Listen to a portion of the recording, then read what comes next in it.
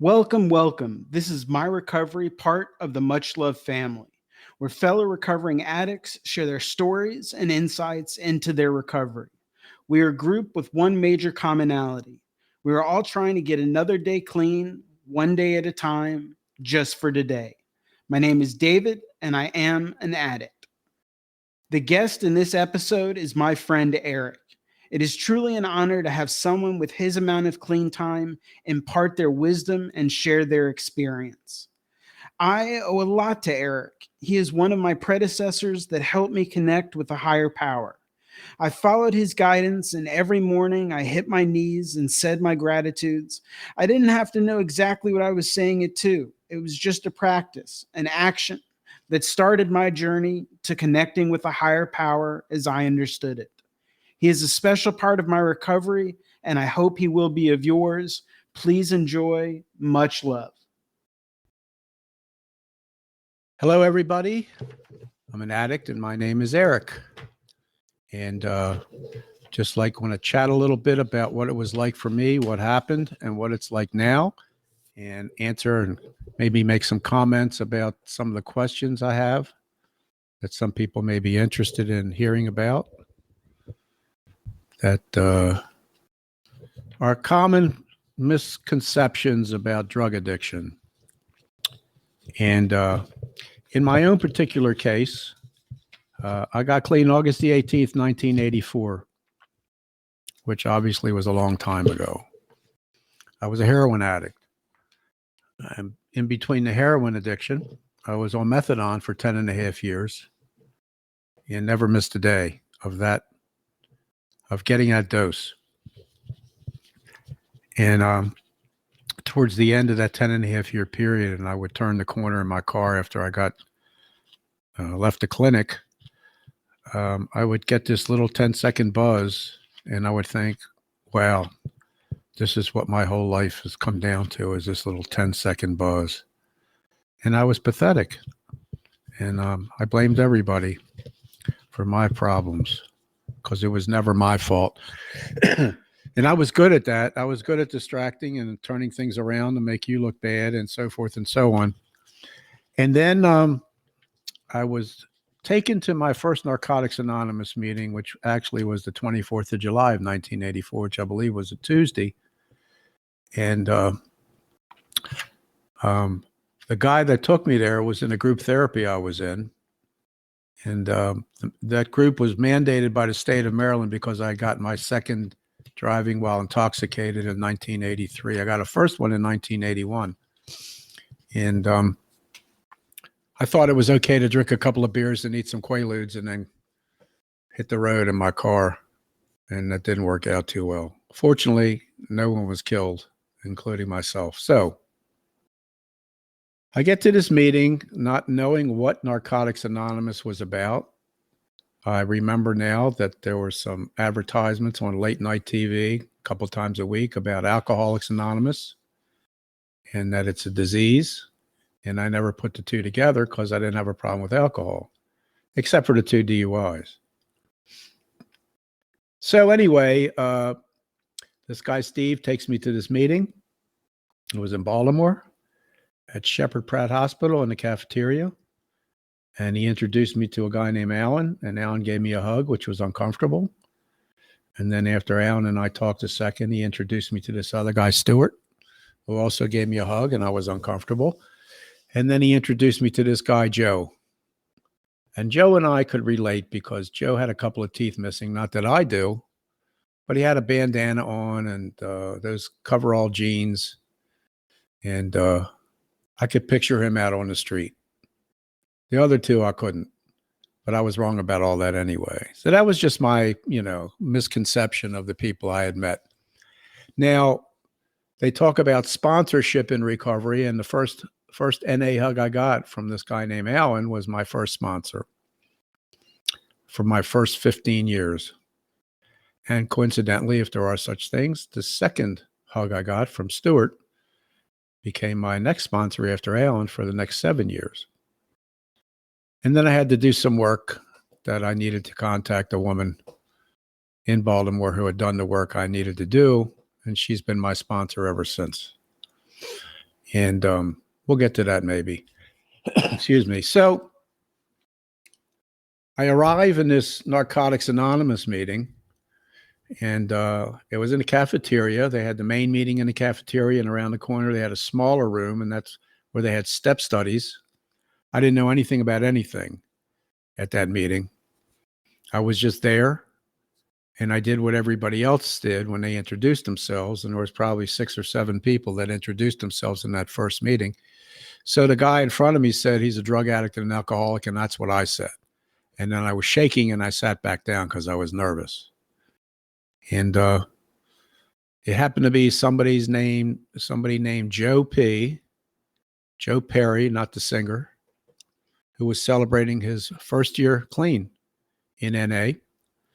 And the only thing I remember him saying was heroin a few times, and I could relate to that. And in those days, when somebody opened their mouth to share whatever it was, people said, keep coming back. So that's what I was told to do. And so that's what I did. I kept coming back. And my sponsor, Alan, who was a school teacher, in July and August, would pick me up every day at 12 noon, most every day, and we'd go to a meeting together. And that's how that relationship was formed. And so that was it. This was great. Every meeting I seemed to go to, I run into somebody from the neighborhood who was there, people I used to get high with that found Narcotics Anonymous. And and it was a gas, man. It just was like 2-3 meetings a day, kept me clean every day. Meetings became the most important thing in my life.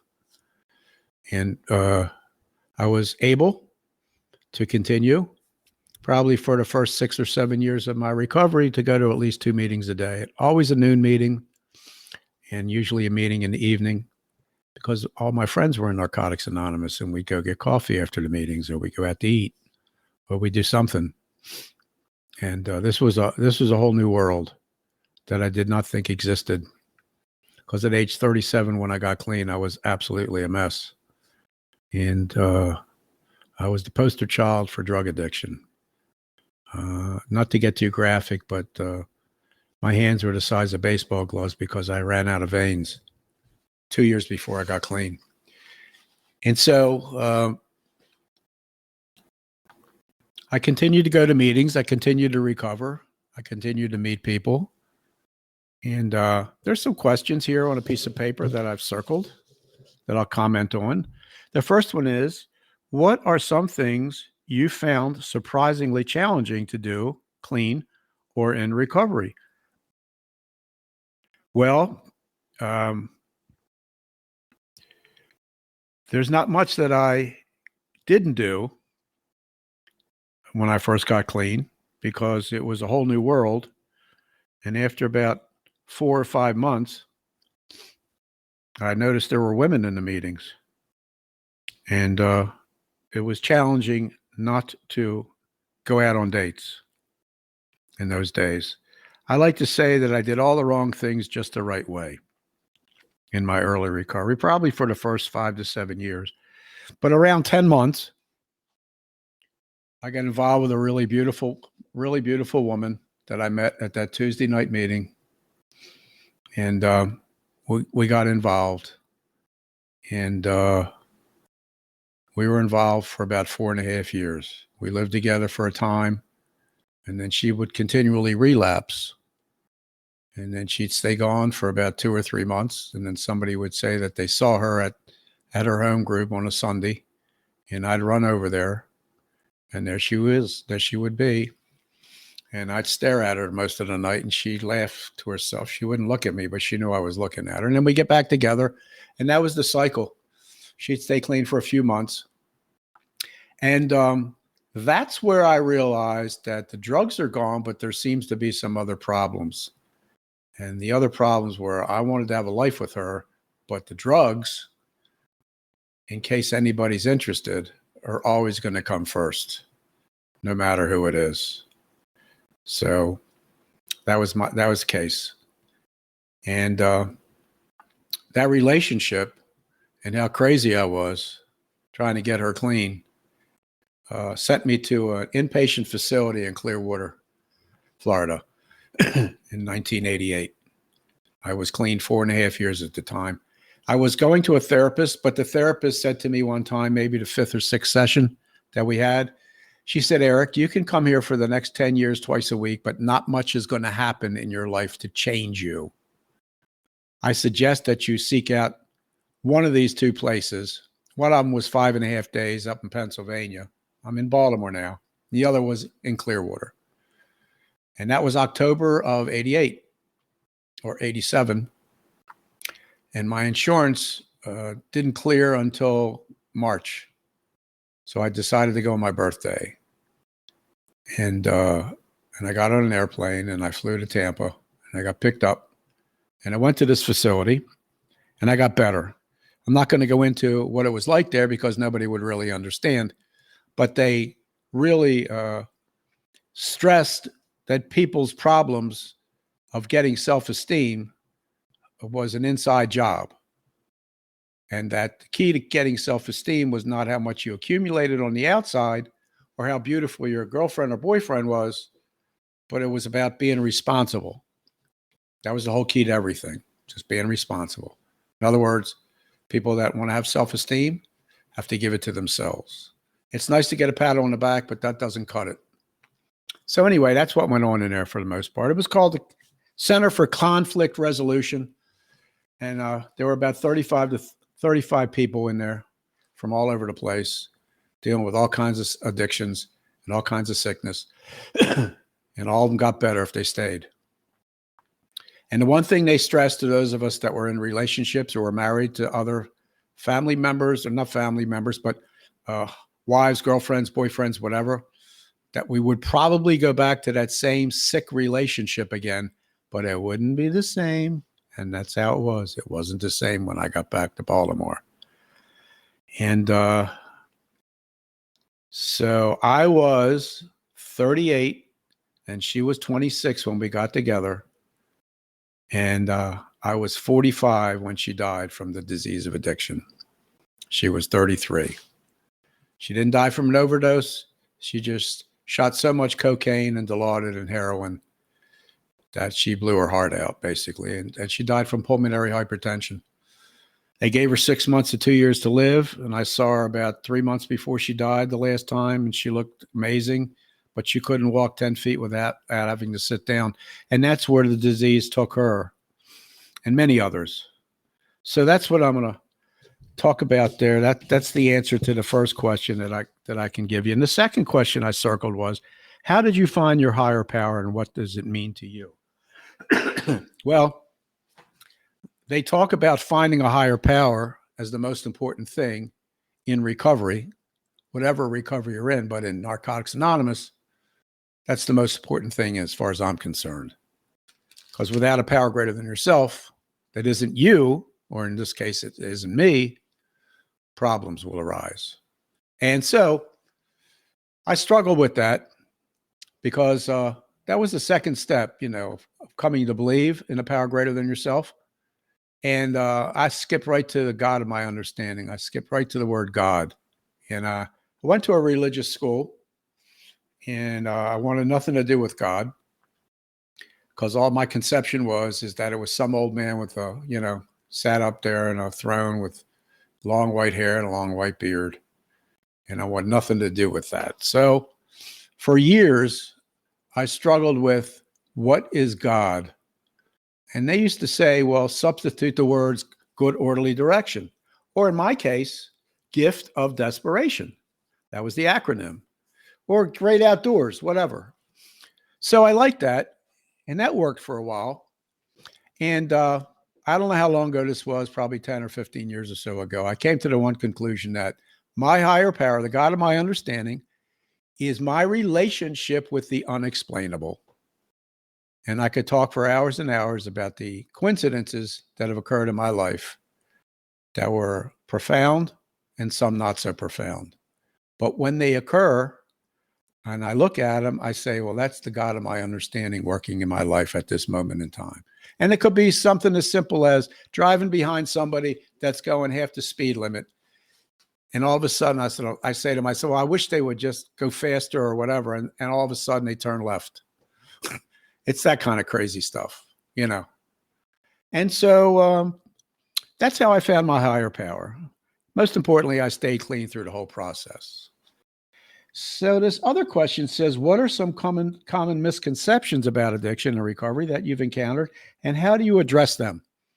Well, I don't really have problems with other people because I've learned that humility is the best place for me to be, and it's always better for me to be the better person. You know what I mean?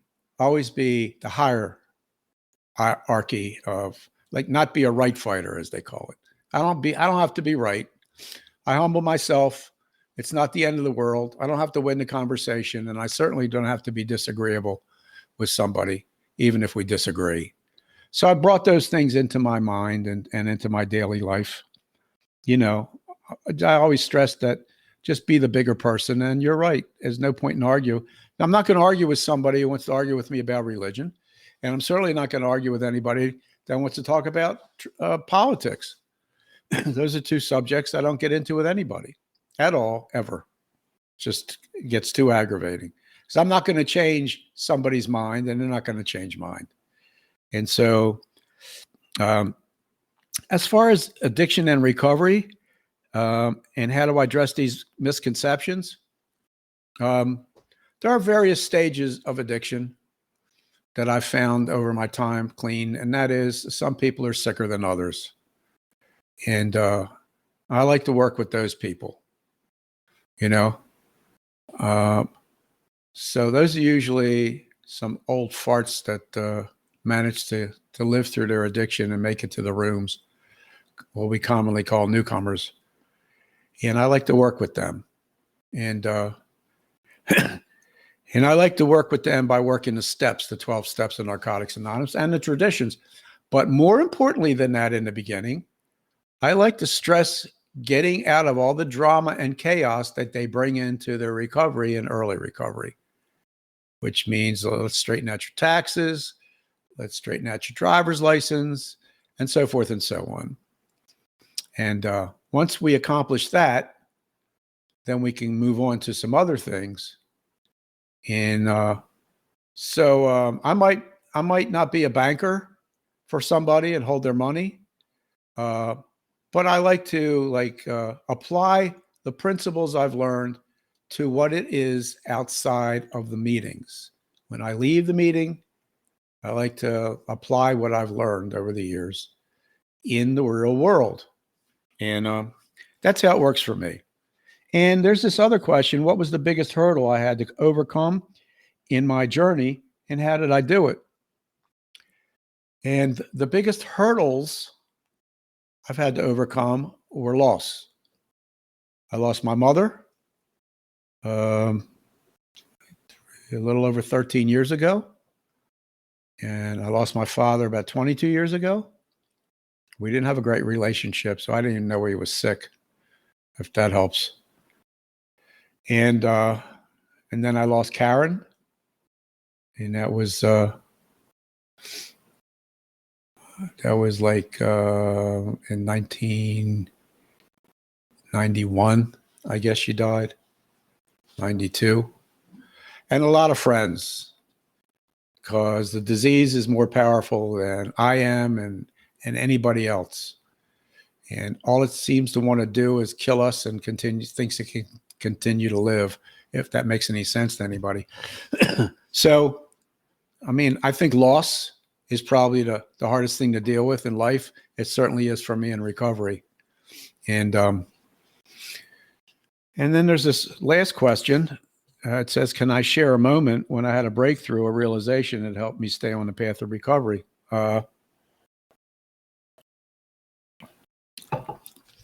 Well, I didn't have any one particular breakthrough. I had what they call spiritual awakenings. And the first one came when I had 42 days clean and I was sitting in an NA meeting. Let me back up. The first one came when I was 33 days clean. I remember it clearly now. And I was sitting in an NA meeting at 12 noon. There was probably 10 people there. And I raised my hand to share. And I said, when I shared, if it was up to me, I'd be shooting dope right now. And then I shut up and I thought, what the fuck did I just say? like, who would it be up to if it wasn't up to me? And then I realized that the people in the meetings were they were power greater than I was. And then it started to sink in that the people in the meetings were the God of my understanding, that God worked through people, particularly the people in the meetings. And I started to recover and take another leap of faith with that. But I would go to the new meeting every day and I would sit there, and sometimes the person that shared was so graphic that it would start my stomach turning. And this one day I had that anxiety going on in my gut. And I remember I looked at the clock and it was like 12:22, and that anxiety just had stopped. And I kept waiting for it to start again, and it never started again. And I got home and I called Alan and I told him what had happened. And he said, "Don't analyze, just utilize. Don't think about it."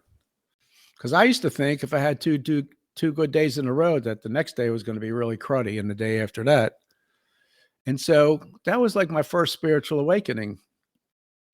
Now, that was a topic a long time ago in meetings. And people would share their spiritual awakenings. And I've had a lot along the way, and they usually have to do with coincidences. And I have many, many, many stories, none of which would be appropriate at this time. But I guess if I were to tell a story about coincidences, it would be this one time that I had a dream about somebody that I hadn't seen in 20 years, maybe longer. And I was waiting for a bus that particular day. And when the doors opened up, this guy, John, that I hadn't seen in 21 years, stepped off the bus. And I thought, that's really crazy. Now, that stuff has happened to me, not quite as profound, but it's happened to me many times in my recovery. And it just lets me know that there is a power out there that's taking care of me and lots of other people if I let it. Big words, if I let it. And so that's the coincidence that comes to mind. I've had other ones like that where I think about somebody's name will just, and their face will pop into my head, and I see them that day. As I get older, I forget certain people's names, and I'm sitting in a meeting and I'm thinking, what is this cat's name, man? I've known this guy for 20 years and I can't think of his name. And someone will call on him and they'll say his name, or he'll raise his hand, and he'll make an announcement at the meeting. And those are coincidences to me. It's really stupid, but it's that simple. It's a very simple program, and I don't want to complicate it. So it's all about being responsible. It's all about to regain self-esteem. And the rest of it is, all I care about is what you want to do about your problem and how can I help you. And with that, I'm going to end what I had to say. So thanks for listening.